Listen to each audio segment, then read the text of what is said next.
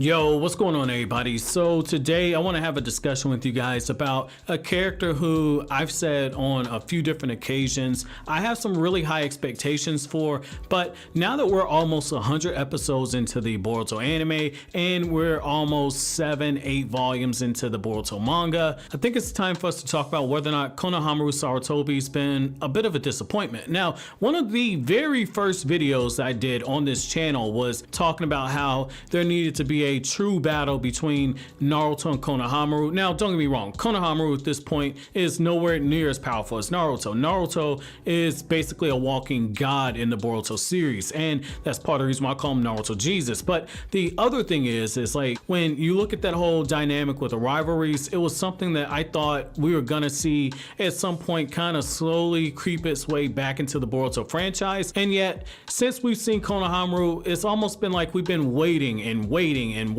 for the grandson of the third Hokage to do something epic. And don't get me wrong, like seeing Konohamaru battle against Kashi and Koji in the manga, that was something that was really cool for the brief period that we got it. And like when the anime gets that scene and when the anime starts adding extra stuff to it, when it starts adding anime filler to fluff out the fight, it's gonna be something that's gonna be incredible to see. I mean, a perfect example of this would be how the anime added more to the Naruto and Sasuke versus Momoshiki fight. In the Boruto movie, the movie was pretty quick for that fight and the manga was a lot quicker, whereas in the anime they definitely stretched out and they added more combination sequences and more fan service moments. And so when you get that Konohamaru battle, I definitely think that is something we're gonna get. However, this is the thing about Konohamaru, like outside of a few moments here or there, like when he uses the Rasengan and casually blows up the boulder and everything, we haven't really gotten anything epic from this dude. And this is why I feel like it's been such a disappointment when it comes to Konohamaru. Who is he the team leader for? He's the team leader for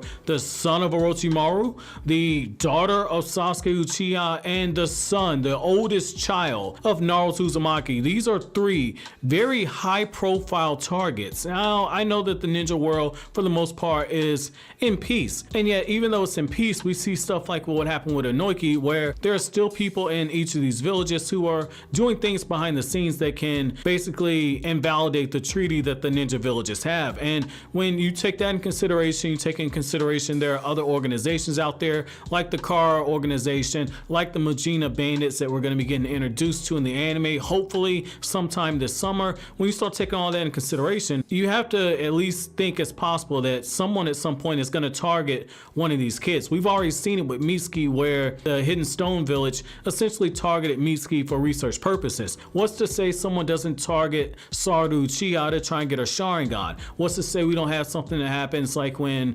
the fourth Raikage tried to have Hinata taken after the end of the Ninja War? What's to say something like that doesn't happen? And that's something that I think is very important. And when you look at Konohamaru's current power level, I don't think that he's powerful enough to protect his team. I mean, we've seen it in the manga. We've seen it in the manga where Konohamaru essentially got bailed out and saved by Boruto a couple of times. And I definitely think that's something that kind of cheapens it, because I remember back in 2014 when Naruto chapter 700 came out and you saw Konohamaru as a Jonin. I was really excited because I was thinking, okay, you know, we're gonna see Konohamaru in some type of spinoff. And then when Naruto Boruto the movie came out and Konohamaru was put to the background, I was like, okay, whatever. If the movie does good enough, maybe we'll get a part 3. Maybe we'll see Konohamaru have his epic moment like what you saw Kakashi against Zabuza in the Land of Waves. I'm still waiting for Konohamaru to have his Zabuza moment where he just gets this battle where Konohamaru can go all out and show us just how powerful he's gotten,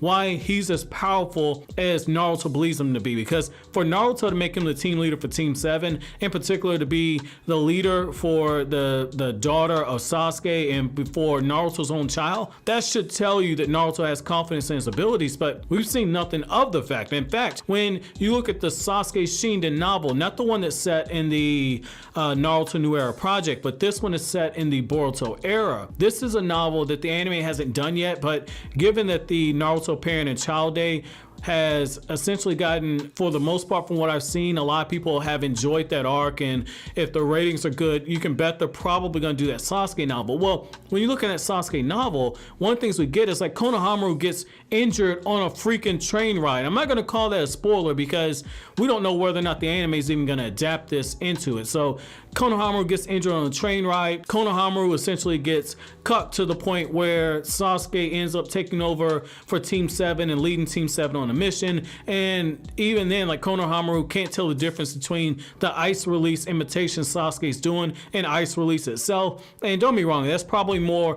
Sasuke's just skilled enough that he can pass it off as ice release. But one of the things you see is like Konohamaru's value is just going down. I know I made the video a couple months ago talking about whether or not Konohamaru needs Sage Mode, and I still stand by the fact that he needs a power-up, because Konohamaru hasn't done anything that's made me say this is a fun character. Even when you get away from the battle aspect, which Boruto is following a battle shonen in Naruto, but it's trying to dabble in some of the adventure aspects and some of the slice of life aspects, and so it's kind of playing with different genres. Even when you look at Konohamaru as a character, outside of that moment where he was meeting with Mitsuki and he was kind of looking at him and saying, this is the child of Orochimaru, the guy who took the life of the third Hokage. Outside of that, we didn't really see an internal struggle with him, and this is one of the reasons why I have an issue with the anime, right? Like, when you take that scene into consideration, let's go back to the anime adaptation for the Naruto Hiden novel, right? So this is the novel that is the A Perfect Day for a Wedding novel. When they did that, what was Konohamaru doing?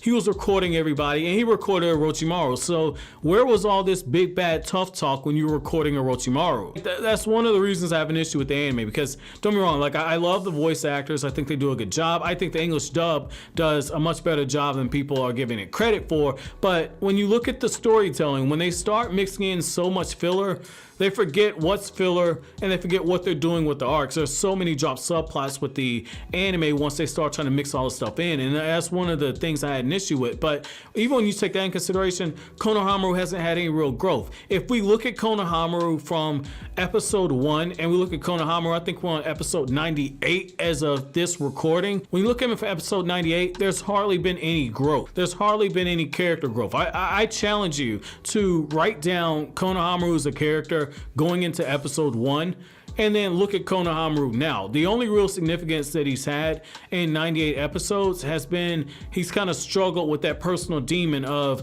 trying to come to grips with the fact that the child of the person who killed his grandfather is on his team, and he has to look that in the face and know that he's protecting Orochimaru's son. Like, outside of that, we haven't really seen any growth, and that's why I think Konohamaru's been a disappointment, because if you're not going to give him an epic battle, and maybe that's coming later down the line, but I mean, this is too late. 98 episodes is too late. He's fodder.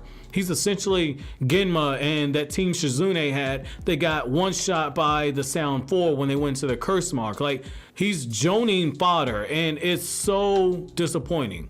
It's so disappointing because I feel like Konohamaru had a lot of potential going all the way back to the original Naruto manga when he got introduced in chapter 2. I felt like Konohamaru could have been something special, and to see where he is now, he's almost like going on that date with the person you've had a crush on for a long time, and when you go on the date you realize, oh my god, she's a bitch, or oh my god, I don't have any chemistry with her, oh my gosh, she is boring, like, will you shut up talking already? That's what Konohamaru is at this point, man. But I want to know what you guys think. Do you think I'm being too hard on Konohamaru? Do you think that he's had significant character growth? Let me know down in the comment section below. But as always, guys, if you like anything I had to say, don't forget to comment, rate, subscribe, share. Thank you so much for watching all the way until the end of the video, guys. Have an incredible day.